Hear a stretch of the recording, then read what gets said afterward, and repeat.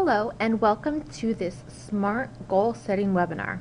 My name is Julia Wilkins and I'm from the health management team at Health New England. Today we will go through a way of making healthy goals called SMART. Using this acronym of SMART will help you set more effective goals that reap more positive results. One of our presidents, Abraham Lincoln, once said, "A goal properly set is halfway reached." What he meant was that you need to have a method in place to help you properly set goals. This plays a huge part in succeeding, and that's the whole point of making a goal. When you set a goal properly, that's half the battle. So today, we will help you with this step. So I mentioned that SMART is an acronym. SMART methodology stands for specific, measurable, achievable, relevant, and time-framed. These are all steps that help you set well-defined goals. The first part of a SMART goal is S, and that stands for specific. When you set yourself a goal, you want to include details and think about what you are trying to accomplish. This is very important. It's the basis for your entire goal. You can use action words like direct, organize, coordinate, lead, develop, plan, or build. You also want to answer the 5 W's and 1 H. The 5 W's are who, what, where, when, and why, and that H is how. Answering these questions will help you become more specific, which is the point of the letter S. So let's look at an example of someone whose overall goal is to get into shape. And they're going to do that by running a 5K. So by answering those 5 W's and the 1 H, we get the who as being I am the one setting the goal. The what is to run a 5K. Where, they've planned it for Springfield. When, there's a race happening October 16th. Why, they want to get into shape. And how are they going to do this? By following a 12-week training program. These are all very specific aspects surrounding that main goal of getting into shape. After you answer those specific questions and complete that S step, you can move on to M, which stands for measurable. If you can't measure your goal, then you can't manage it.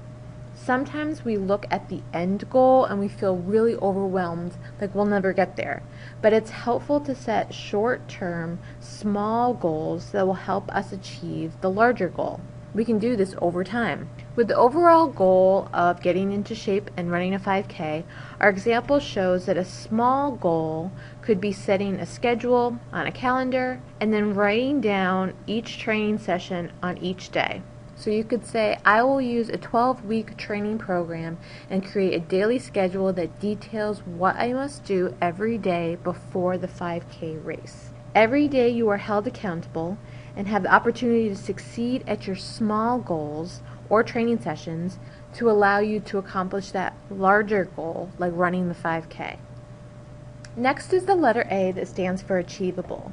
You want to ask yourself, can I actually achieve this goal? Be honest. Something might seem appealing, but is it really achievable? The goal shouldn't be easy, but be challenging enough for you. Also, you don't want to set yourself up for failure by setting a huge goal that's too difficult. So looking at our example, we will say that this individual is new to running. So running 3 miles a day wouldn't be doable or achievable at first. That individual is not physically able to do that yet. But by setting something achievable and realistic, they can. They can run half a mile a day. So the achievable part of their goal, they'll say to themselves, I can't realistically run 3 miles tomorrow, but I can run half a mile tomorrow, and the next day, and the next day.